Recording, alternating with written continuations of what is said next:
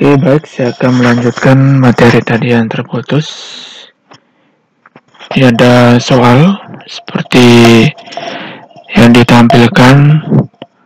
Jadi kita akan menghitung berapakah kecepatan atau berapakah laju reaksi dari data nomor 4 pada konsentrasi 0,3 dan 0,3 untuk masing-masing NO dan sel 2. Jadi langkah yang pertama adalah tentu kita menentukan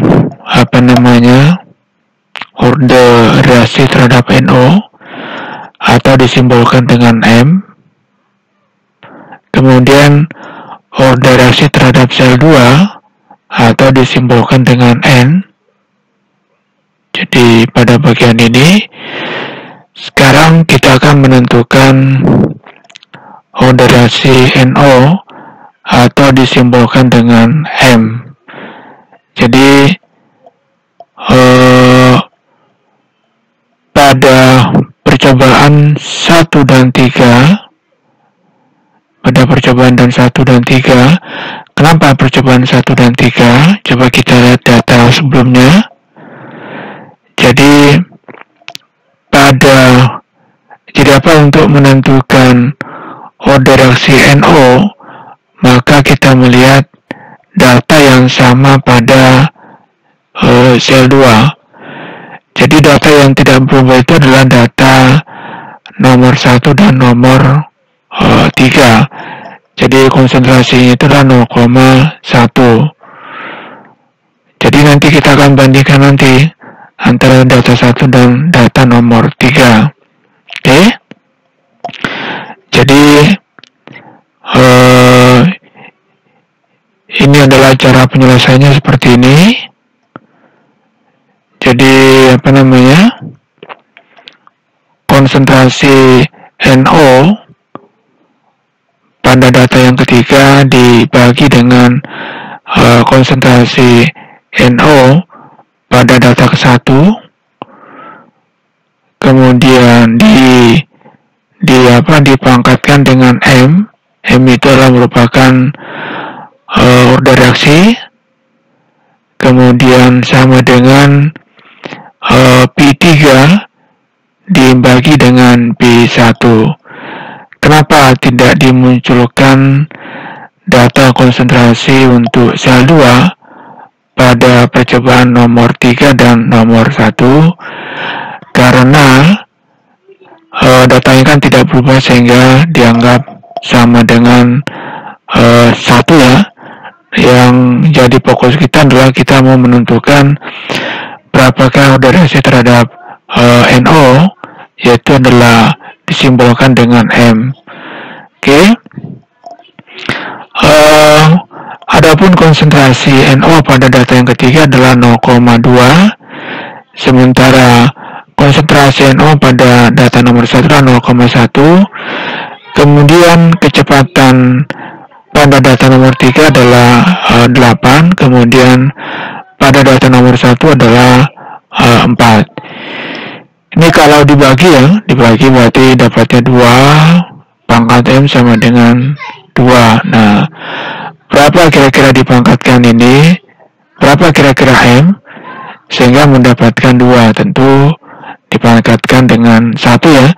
Sehingga dapatlah M sama dengan 1, atau orde reaksi NO itu adalah 1. Sekarang kita masuk pada penentuan orde reaksi dari sel 2.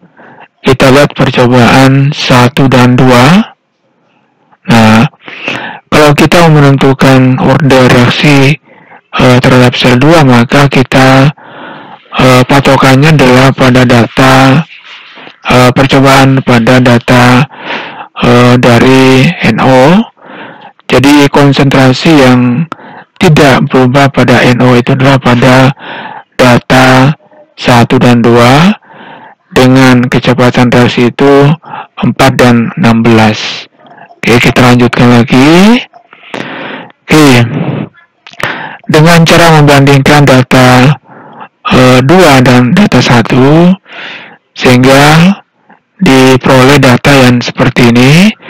0,2 dibagi 0,1 dipangkatkan dengan N sama dengan 16 dibagi 4. Kenapa 16? Karena kecepatan data nomor 2 itu adalah 16, sementara data nomor 1 adalah 4. Nah, ini 0,2 dibagi 1 dapatnya 2, berarti apa? 2 dipangkat N sama dengan 4. Nah, berapa kira-kira dipangkatkan 2 ini supaya dapatnya 4? Jadi, N-nya sama dengan 2, sehingga order reaksi terhadap C2 adalah 2.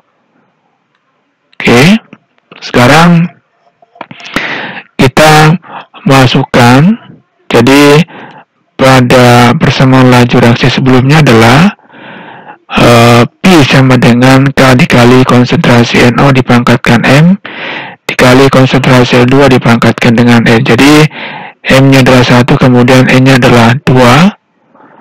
Oke, jadi kita mendapatkan data seperti ini. Persamaan seperti ini, jadi apa? P sama dengan K dikali konsentrasi NO dipangkat 1 dikali konsentrasi Cl2 dipangkatkan dengan 2. Nah, kita sudah mendapatkan nilai order reaksi masing-masing. Sekarang langkah berikutnya kita menentukan konstanta laju reaksi atau disimbolkan dengan K. Nah, kita pilih salah satu dari data percobaan. Jadi kita misalnya mengambil data nomor 1 ya. Nah, ini kalau persamaan kita modifikasi ya, kita ubah. Yang kita mau cari nilai K. Jadi K sama dengan P dibagi NO dipangkat 1 dikali Cl2 dipangkatkan 2.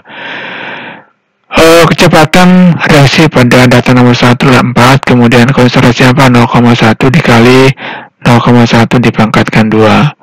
Sehingga nilai K-nya dapatnya adalah 4000 ya. Dengan satuan adalah sepermolar pangkat 2 dikali S pangkat 1. Oke, jadi kita sudah mendapatkan nilai K, kemudian order reaksi. Nah, karena kita sudah dapatkan kedua-duanya itu, maka sekarang kita akan mencari berapakah kecepatan reaksi pada data nomor 4.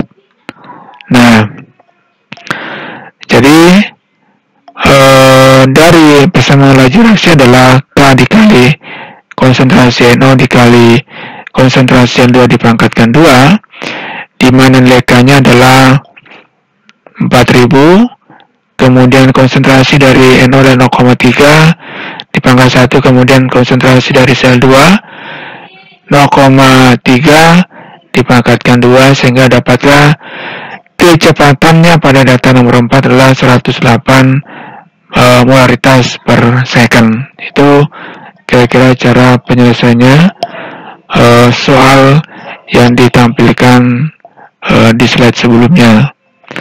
Sekarang kita masuk ke faktor yang ketiga adalah luas permukaan. Ada gambaran ilustrasi pada slide berikutnya. Jadi pertanyaan adalah mana yang lebih luas permukaannya, sepotong tahu utuh atau sepotong tahu dipotong 4. Coba perhatikan, ini adalah tahu dalam keadaan utuh. Nah, kalau dipotong, kira-kira bentuknya seperti apa? Oke, kalau dipotong berarti apa? Ini kita mendapatkan ada 4 potongan. Nah, kira-kira mana yang memiliki luas permukaan lebih besar ya? Atau jumlah permukaannya lebih banyak? Ya, tentu tahu yang sudah dipotong. Jadi kalau tahu yang belum dipotong itu adalah sisinya ada 6 ya, kalau nggak 6 ya. Jadi 1, 2, 3, 4, 5, 6 ya. Nah, kalau sudah dipotong, maka jumlah sisinya itu menjadi 16. Tanpa P dan sentuhnya itu menjadi